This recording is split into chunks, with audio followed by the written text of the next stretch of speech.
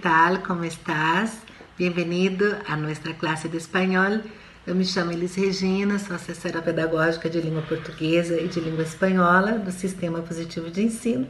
E hoje estou aqui para uma aula de revisão com você, tá certo?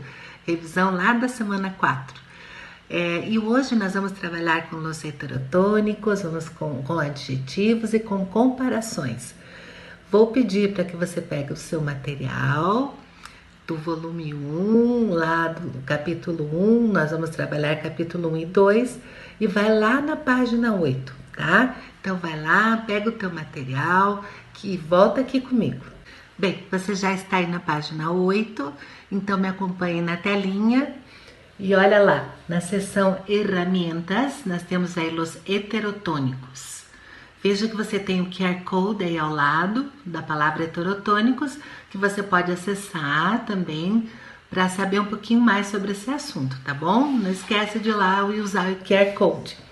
Então vamos lá, lê a frase a continuação e põe atenção na sílaba tônica da expressão subrayada.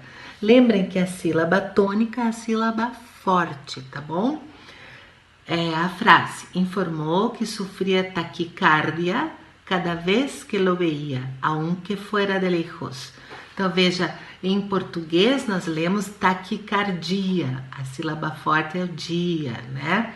Enquanto que em espanhol é taquicardia. Então veja, a sílaba tônica em espanhol, então com palavras que são iguais ou semelhantes em português e espanhol, a sílaba tônica muda de posição, ou seja, a sílaba forte, como foi no caso do taquicardia em espanhol e taquicardia em português, tá? Volta lá para a telinha. Sabe qual é a sílaba mais forte dessa palavra? Como la pronunciamos em português?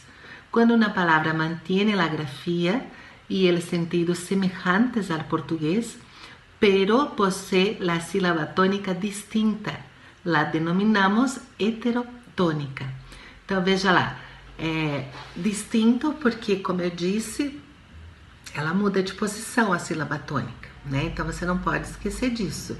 Heterotônica, o prefixo hetero significa diferente e tônica é força, então a força da sílaba está em lugar diferente. Logo abaixo aí você tem uma atividade que você vai precisar ouvir a pista 2 para poder resolver, tá? O que você vai ter que fazer? Você vai ter que ouvir o áudio, né? A pista 2 e sublinhar as sílabas tônicas das palavrinhas aí, em português e em espanhol, tá bom?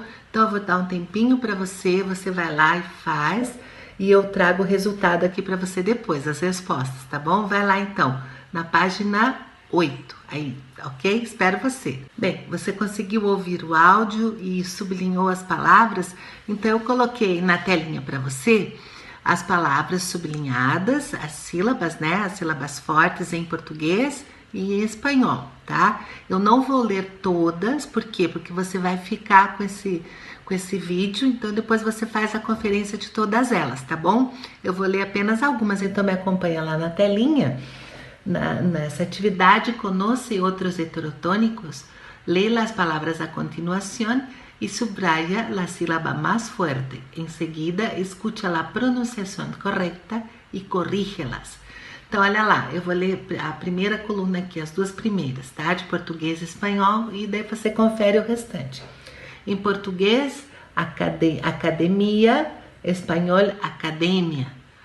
Álcool e alcohol, alergia e alergia, alguém e alguém, atmosfera e atmosfera, burocracia e burocracia, cérebro e cerebro, coquetel e coquetel, cratera e cráter, diplomacia e diplomácia, elite e elite, elogio, tô misturando já aqui, elogio e elogio, epidemia e epidemia, euforia e eufória, fobia e fobia, gaúcho e gaucho, hemorragia e hemorragia, herói e héroe.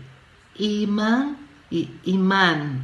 Imbecil, imbecil, imbecil. Limite e limite. Bem, então você ouviu aí a pronúncia das palavras, as outras você pode corrigir pelo gabarito que eu vou deixar aí para você. Então agora vai lá para a página 23, que nós vamos falar um pouquinho sobre os adjetivos que nós utilizamos para descrever personalidades, tá? Então aí na página 23, me acompanhe na telinha, tá? Então, na seção herramientas, temos aí adjetivos descrevendo personalidades. En la expresión ¿qué tipo frío? Frío es un adjetivo que, además de relacionarse a indiferencia, remite a una característica del invierno. Bem, só para adiantar, para você entender, você tem que ler a tirinha que está aí na página 23, tá? Quando ele fala ali que tipo frio, né? Então, frio no sentido de ser uma pessoa indiferente, difícil de se relacionar. Los adjetivos tienen como función especificar, restringir o resaltar as características de los seres. Então, os adjetivos, como vocês bem sabem, têm a função de especificar, restringir ou ressaltar as características dos seres. Pueden, incluso, indicar as propriedades de los seres. Então, veja lá. Generalmente, para descrever a personalidade de uma pessoa, usamos a estrutura sujeito, verbo ser e adjetivo. Então, essa é a estrutura quando você vai descrever alguém, tá? Então, você fala o sujeito, a pessoa, usa o verbo ser e um adjetivo que vai qualificar essa pessoa, né? Ou vai ressaltar uma qualidade, enfim. Quer ver o exemplo? Olha lá. Ella es generosa. Então, ella é o sujeito. Quem é generosa? Ela é o sujeito. O verbo ser, es, e generosa é o adjetivo. Outro exemplo. Pedro e Juan são valientes. Então, quem são valentes? Pedro e Juan, eles. Então, agora o verbo ser tem que ir para o plural, terceira pessoa do plural. Pedro e Juan são valientes. Outros. Además, puedes decir que tipo de persona te gustaría ser usando a estrutura. Então, lembra lá do verbo gustar que você já aprendeu? Então, me gustaría ser, mais um adjetivo. Trataré de ser, mais um adjetivo. Então, quando você quer descrever como você gostaria de ser, né, como pessoa, então você coloca essa estrutura. Eu me gustaria ser, né? Mais um adjetivo e eu tratarei de ser mais adjetivo. Observe os exemplos, tá? Me gustaria ser compreensiva. Tratarei de ser organizada, tá? Então, segue direitinho essa estrutura que não tem erro, tá bom? Então, eu convido você agora para ir na página seguinte, na página 24, e você vai conhecer aí alguns adjetivos ou locuções que se referem às pessoas, tá? Então vamos lá fazer a leitura dos adjetivos na página 24, tá? A continuação, me acompanhe na telinha. A continuação te apresentamos alguns adjetivos e locuções que podem ajudar-te a encontrar a melhor maneira de definir a uma pessoa a partir de seu caráter. Então você tem aí, né, alguns adjetivos, as ilustrações também podem ajudar. Olha lá o menino cruel em espanhol, tá colocando o pé para o outro tropeçar, né? Também ele está andando olhando o celular. À direita, em cima, temos o amigable, que é o amigável. Lá embaixo à esquerda temos uma chica que é tímida. Depois um cascarrabias, que é um cara briguento, carrancudo, né? Que vive com cara de briguentão. E o engreído, que é aquele que é uma pessoa vaidosa, convencida, que se acha demais, tá? Então, eu vou ler alguns aí para vocês e já vou fazendo também a tradução para que fique mais fácil para você. Ambicioso, igual em português. Pesado é alguém pesado, não é de peso, é pesado de pessoa chata, né? Que sempre tá com a cara amarrada. Um discutidor, que é o que discute muito, mal-humorado. Um creído, que é aquele que se acha demais, né? Convencido. Engreído também pode ser como convencido. De mala leche, de mau humor, de má vontade, né? Venenoso, valiente. Cascarrabias. Cascarrabias é de novo o carrancudo, que você já viu ali, o briguentão. O descuidado, pouco cuidadoso. Prudente, cauteloso. Cauto, que é o mesmo que cauteloso. Aí temos aí ele presumido, que é alguém que é orgulhoso, vaidoso, né, que se acha também. Ele conservador, convencional, ele cobarde, que é o covarde. Ele louco, ele chiflado. Chiflado também é o mesmo que louco ou maluco. Ele encantador, cruel, alegre, jovial, coqueto. Coqueto é aquela pessoa que gosta muito de cuidar da aparência, né? Que é vaidoso. Ele soço, que seria o sem graça, sem sal, né? O aburrido também é o cara chato, sem graça. Amigable, que é amigável, simpático, agradável, generoso, trabajador, honesto, amável, tranquilo, relajado. O relajado é tranquilo, aquele que é bem sossegado, né? Ele perezoso, que é o preguiçoso. Ele vago, que pode ser preguiçoso também. Fiel, tacanho, que nós já podemos chamar em português de pão duro, que não gosta de gastar o dinheirinho, né? Ele modesto, de humor cambiante, é aquele que muda do humor toda hora. Ele ingênuo, inocentón. Inocentón é igual ingênuo. Malo, que é o mal. Traviesso, que é o travesso para crianças. O sensato e o prudente. Viu quantos adjetivos você aprendeu aí para descrever o caráter de alguma pessoa que você conhece? Agora você já pode, né? Então agora você tem que preencher na tabelinha abaixo, você tem que classificar, vamos lá ver o que tem que fazer. Analízalos e classifícalos de acordo à teoria de los 5 rasgos de personalidade. Então temos 5 características da personalidade. Apertura à la experiência, responsabilidade, extraversión, amabilidade e inestabilidade emocional. Então procura preencher essa aí, eu vou te dar um tempinho, você vai preencher e a gente já volta aqui com a correção, tá bom? Já voltamos. E aí, conseguiu fazer a atividade proposta? Então lá na página 24, eu tenho certeza que você olhou e falou: ih, mas o que é isso? O que é essa teoria dos 5 rasgos da personalidade? Né? Então, as 5 características. Eu não falei anteriormente porque queria saber se você foi buscar, né? Porque tem teorias aí de alguns estudos, de alguns psicólogos que fazem essa classificação, tá bom? Então eu vou falar uma por uma para você o que significa cada uma dessas classificações e daí nós vamos voltar lá na atividade. Ao melhor, eu vou deixar aqui a tela da atividade para você. Vou explicando uma por uma e depois nós vamos classificando os adjetivos, tá bom? Então, olha aí na telinha, página 24. O que seria, então, apertura à la experiências? Quais adjetivos será que encaixam aí, né? Então, essa característica, uma delas, demonstra o grau que o sujeito tem quando ele pretende buscar novas experiências pessoais e ele tem isso, ele concebe isso de uma maneira criativa, né, para o seu futuro, tá? Então nós podemos colocar os adjetivos aí, como você está vendo na telinha: o prudente, covarde, conservador, convencional, ambicioso, valiente, tá certo? E quando a característica é responsabilidade, é quando se refere a um sujeito que ele está centrado no objetivo dele, onde que ele quer chegar, e se mostra muito disciplinado para conseguir atingir o objetivo.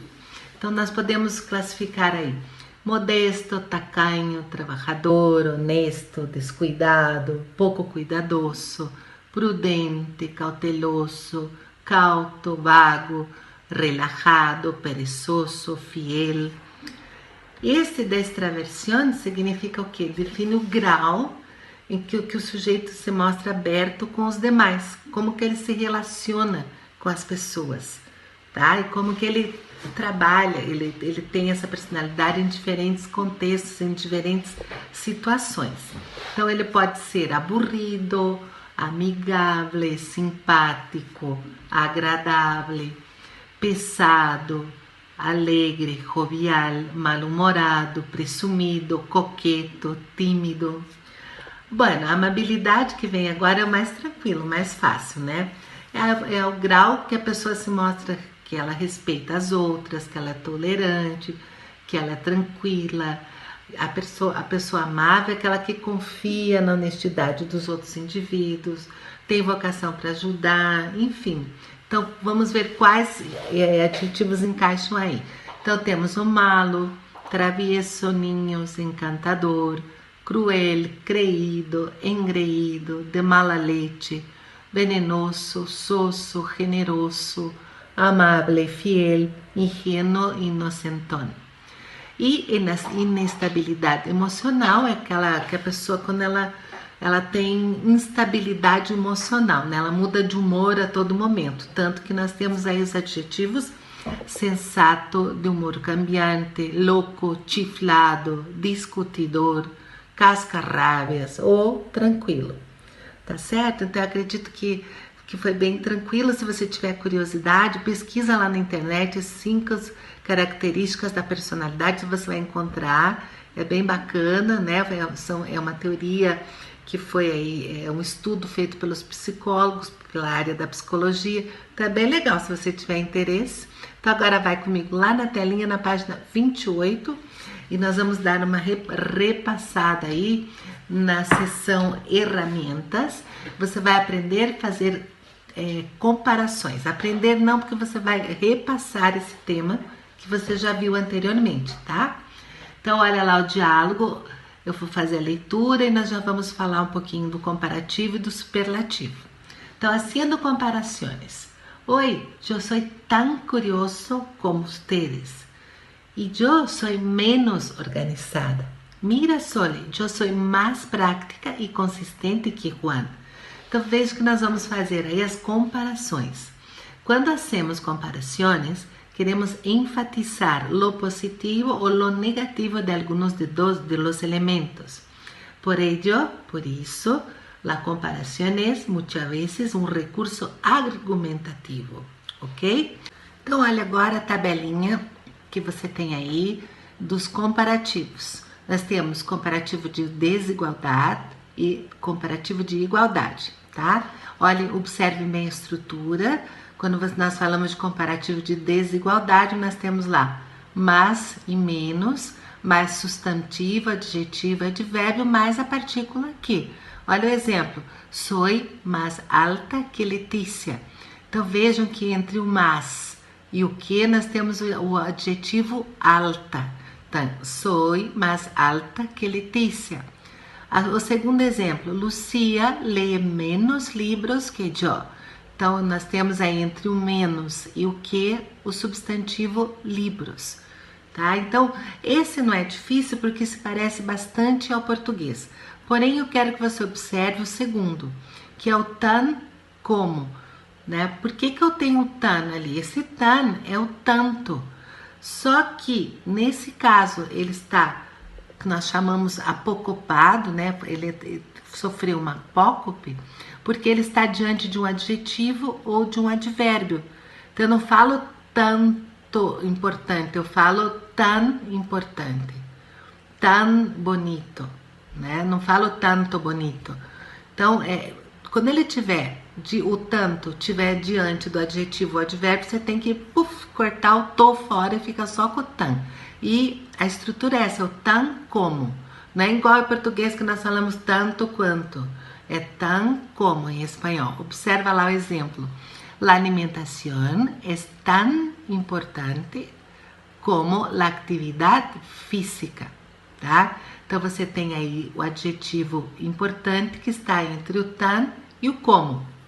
Olha lá, quando nós falamos agora de comparativo de igualdade, nós usamos a estrutura igual de, mais adjetivo ou advérbio e a partícula que.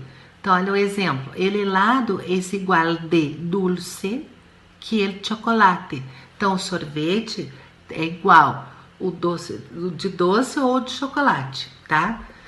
Então, veja que o igual de está e o que, entre o igual de e o que, nós temos o substantivo, o adjetivo dulce. Então, ele vai seguir sempre essa estrutura. Lembrando que a gente não fala igual de em português, né? Então, observem essa aí também, que é um pouquinho diferente. Agora, olha, que nós falamos agora há pouco do tan, mas veja que agora ele aparece inteiro, sem estar apocopado. Nós temos aí tanto, tantos, tantas, mais o substantivo, mais o como.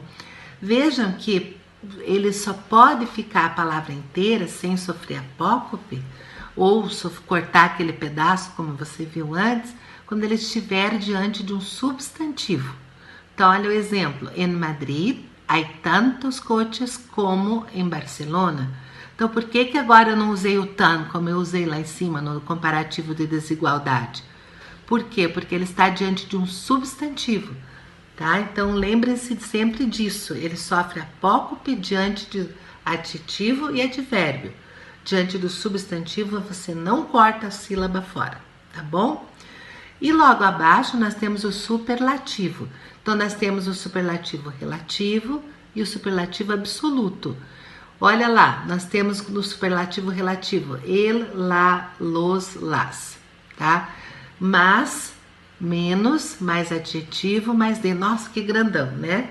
Então, veja bem, olha o exemplo, só olhando o exemplo para entender bem. Tu vestido es el más bonito de todos. Né? Então, você tem ali o el, mais o adjetivo bonito e o de. Então, essa é a estrutura. Né? El libro es el más importante de la biblioteca. Então, de novo, você tem o el, daí vem o mais, daí vem o importante, que é o adjetivo de la biblioteca. Então, essa é a estrutura que você vai seguir aí, tá? É bem parecido com o português, então não tem muito erro. Quando você tiver dúvida, dá uma pensadinha em português para facilitar a tua vida. O superlativo absoluto se expressa com o advérbio muy, acompanhado ao adjetivo com o sufixo íssimo. Nossa, quanta coisa! Então, olha lá. Quando você fala em superlativo absoluto, você vai usar o muy, tá? Por exemplo, estou muito contente. Isso é um superlativo absoluto. Ou, né, você pode usar também com o sufixo íssimo, tá? Ou íssima. Então, estou contentíssima. Esse é o superlativo absoluto. Então, estou contentíssima. Igual em português também é assim. Então, não se assuste que é assim mesmo.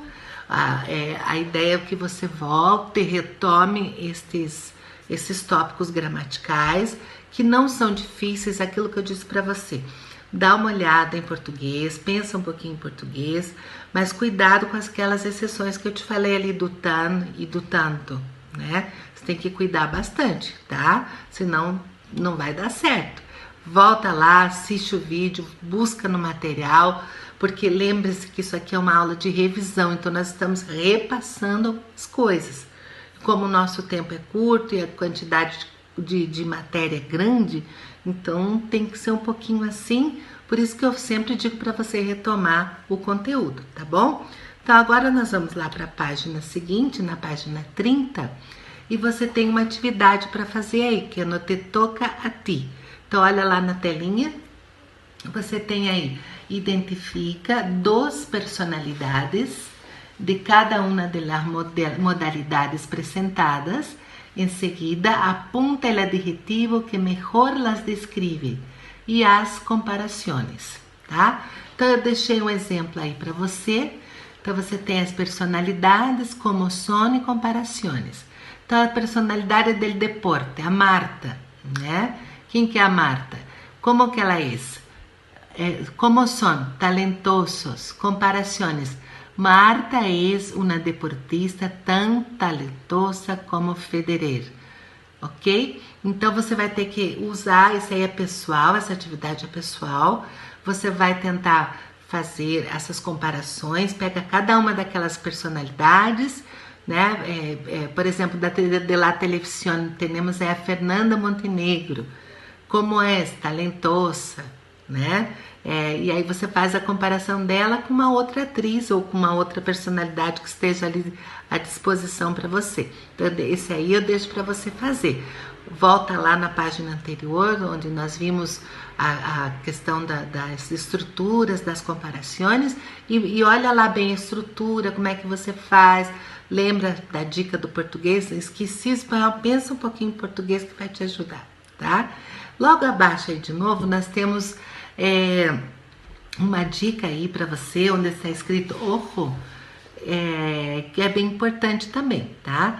Para você observar aí que em espanhol, quando nós queremos falar más bueno, é uma forma irregular de falar. A forma irregular é mejor. O más malo é o pior. O mais grande é o maior. E o mais pequeno é o menor. Vejam que em espanhol a gente tem mais grande. Em português não, você não fala o mais grande. Em espanhol nós temos, tá? Então a gente pode usar as duas formas. A forma regular e a forma irregular. O mais grande é o maior, tá? Então qualquer uma dessas. Bem, meu querido, por hoje é só, tá? Meu conselho de sempre é: retome o vídeo, releia, refaça as atividades, volte no material. Lembrando que isso foi uma aula de revisão, então a quantidade de conteúdos é grande, por isso que é importante você estudar, tá certo? Então, por hoje é só. Eu desejo a você bons estudos, bom trabalho, tá? E até a próxima aula do SP com você, tá? Um abraço e hasta la vista!